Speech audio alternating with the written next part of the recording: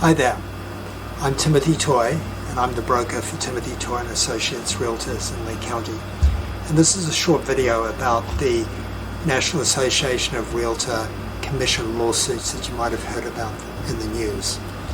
It's primarily about how it affects buyers. So the main thing that's happened is that no longer are sellers or sellers' agents able to offer a commission to the buyer's agent through the multiple listing service, which is how agents have always communicated with one another. They can still offer it, it's just it cannot be through that medium. So that's the primary change that has happened. How does it affect buyers? Well, the primary thing is that no longer will you be able to go on to the internet and find out whether the property that's for sale, the asking price includes provision to pay your agent. So that can be confusing because some properties will have an allowance to pay your commission, your agent's commission that is, and some will not. So the prices will be a little, perhaps even misleading in that sense.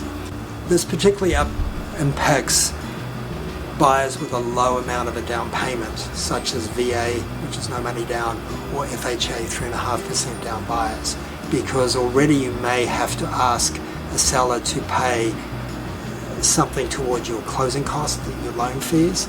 Now you may very well have to ask them to also pay for your buyer agent commission because there's no provision for it and you can't afford to do that on top of paying your down payment. How's it worked in the past? Well, in the past, the seller typically, not always, but typically would include a provision to pay the buyer's agent. And the understanding behind that was it's one transaction, you need a buyer and a seller, you need a buyer's agent and a seller's agent, and everybody needs to be comfortable about moving forward, and that's how the sale occurred. What changes is it likely to make this new rule, which comes in on August 17th? Well, first of all, you're going to have to sign a buyer representation agreement with your agent. That's a new thing, so that's a rule. That, on the other hand, will enable you to be clearer about what commission your agent as a buyer is expected to get paid. So there's more transparency there, more disclosure, and that much is a good thing. What is negative about these new changes? Well, it's created confusion, as I just indicated, for a buyer, and it's going to be unclear about what the actual price really is because you're going to have to pay your agent commission. How are we dealing with it as a company? Well, we're going to continue to champion cooperation, the understanding of cooperation, which I think the legal industry doesn't altogether get.